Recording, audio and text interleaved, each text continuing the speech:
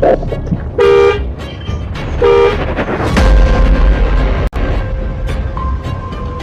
Ma'am साहब। अरे uncle जी, कम से कम आपको गाइड तो करना चाहिए। देखो तो सही कौन आ रहा है कौन नहीं आ रहा है। आप तो चुपचाप बैठे होकर के फोन चलाई जा रहे हो आप।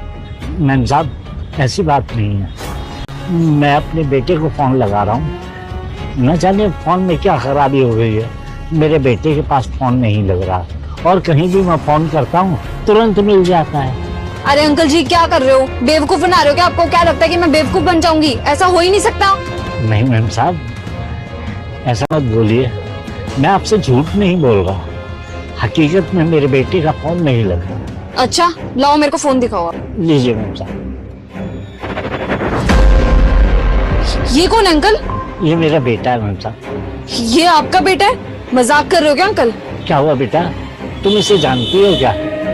नहीं नहीं अंकल जी, मैं जानती नहीं हूँ। वो एक्चुअली इस फोटो में ये बहुत ज्यादा अमीर लग रहा है ना, और आप तो एक मामूली सी गार्ड की नौकरी करते हो, तो ये बेटा आपका इतना अमीर कैसे है? हाँ मैम साहब, मेरे बेटे की कोई भी इच्छा होती है, मैं उसकी सारी इच्छाएं पूर्ण करता हूँ। मैं उसे दुखी नहीं देख सकता। मेरे बेटे को इसी तरह से रहना पसंद है। उसकी मैं सारी ख्वाहिशें पूरी करता हूँ और वो जो मांगता है मैं उसे ला कर देता हूँ। मैं उसे निराश नहीं करना चाहता। देखिए ना मैम साहब, मेरा फोन खराब है, उसके पास फोन ही नहीं लग रहा, और जब महीने की पहली दूसरी तारीख आती है तो फोन तुरंत लग जाता है। जब मैं उसे पैसे भेजता हूँ मुझे समझ में नहीं आ रहा कि ये फोन 1-2 तारीख को ही क्यों लगता है, बाकी दिनों में क्यों नहीं लगता। मेरी इच्छा हो रही है कि मैं अपने बेटे से बात करूं। मैडम, हो सके तो आप अपने फोन से फोन मिलाकर देखिए, शायद उसका फोन मिल जाए। हाँ अंकल जी, मैं अपने फोन से चेक करके देखती हूँ कि इसको फोन क्यों नहीं लग रहा है।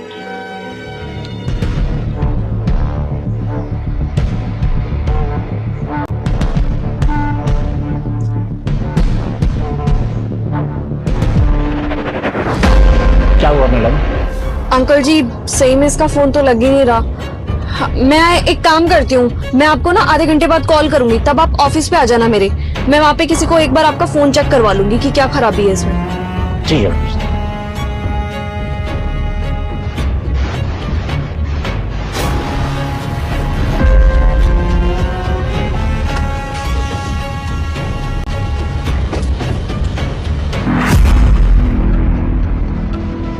हेलो मैम, कैसे हैं आप?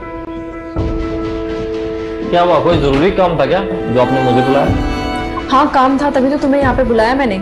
वो हमारे ऑफिस के सामने गार्ड अंकल काम करते हैं ना, मेरे को ना उनका फोन दिखाना था। तुम्हें फोन की अच्छी नॉलेज है ना? अरे तुम्हें याद है, तुमने एक बार मेरा फोन ठीक कर दिया था। मैं तब से जो भी फोन में दिक्कत आती है ना, तुम्हें ही बुलाती हूँ। क्या खराबी होगी इसमें? वो जो गार्ड अंकल है ना, उनके फोन में पता नहीं क्या अजीब सी दिक्कत आई है। वो अपने बेटे को फोन करते हैं तो उनके बेटे को फोन तो लगता ही नहीं है, लेकिन दुनिया जहान के नंबर डायल करके फोन लगा ली तो इजीली लग जाता है। मैंने भी अपने फोन से इसीलिए ट्राई करके देखा, लेकिन मेरा नंबर इजीली लग गया, तो मुझे लगा उनका फोन खराब है, इसलिए मैंने तुम्हें बुलाया। अरे ऐसा कैसे हो सकता है मैडम, ये तो पॉसिबल ही नहीं है। अगर फोन लग रहा है तो मतलब अपने बेटे को भी लगेगा ही ना। मैडम जी, मुझे तो पक्का यकीन है, जरूर उनके बेटे ने ना उनको ब्लॉक कर दिया होगा। हाँ मुझे भी कुछ ऐसा ही लगा, लेकिन फिर भी उनकी तसल्ली के लिए ना मैंने सोचा मैं तुम्हें बुला लूं और तुमसे चेक करवा लूं। जी मैडम, बिल्कुल, क्यों नहीं, लाइए दीजिए फोन। मैं उनको कॉल करके बुला लेती हूँ, उनके पास ही है उनका फोन। वो गार्ड अंकल एक बार ऑफिस में आ जाना। हाँ आपका फोन ठीक करवाना था ना? ठीक है, आते ही होंगे, बस यहीं पे काम करते हैं। जी मैम साहब। देखो आ गए अंकल, यही है वो जिनका बेटा हमको धोखा दे रहा था। बेचारे सोच रहे हैं कि उनके बेटे को पैसों की बहुत ज्यादा जरूरत होगी, तभी पैसे भी भेज देते हैं, अपने लिए कुछ नहीं बचाते।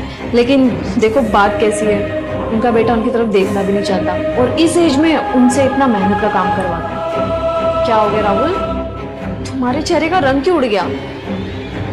तुम्हें क्या लगा था मुझे पता नहीं चलेगा कि ये तुम्हारे पापा हैं? मेरे को तभी समझ में आ गया था जब मैंने अंकल के फोन में तुम्हारा वॉलपेपर देखा। अरे तुम्हें तो शर्म आनी चाहिए, तुम्हें बिल्कुल भी दया नहीं है अपने पापा पे। तुम किस एज में अपने पापा से काम करवा रहे हो? अपना आराम से बैठ करके ऑफिस में एसी चलाते हो, है ना? जो मन करता है वो खाते हो, जो मन करता है वो पहनते हो।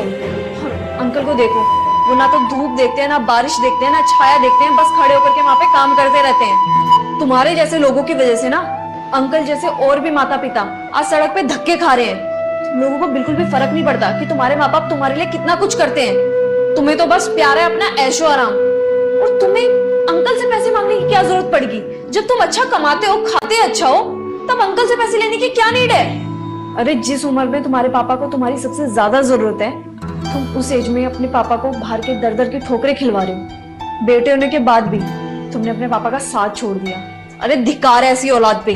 ऐसी औलाद होने से बढ़िया ना पैदा होते ही औलाद मर जाए तो सुखी रहेगा इंसान। बस रहने दीजिए मैडम, इसे समझाने का कोई फायदा नहीं। अरे अंकल, मैं आपको एक बात और बता देती हूँ, आपका फोन बिल्कुल सही है। आपके बेटे ने आपको ब्लॉक करके रखा हुआ था, और 1-2 तारीख को जो आपका नंबर मिलता है ना, वो इसीलिए मिलता है क्योंकि आप तब उसको पैसे ट्रांसफर कर रहे होते हो। सिर्फ पैसों के लिए मतलब है आपके बेटे को आपसे। पापा प्लीज मुझे माफ कर दीजिए, मैं आज के बाद ऐसा कभी नहीं करूंगा। अच्छा मैडम, मैं चलता हूँ, गेट पर बहुत सारा काम है।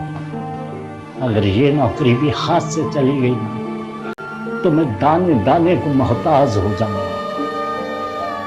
अरे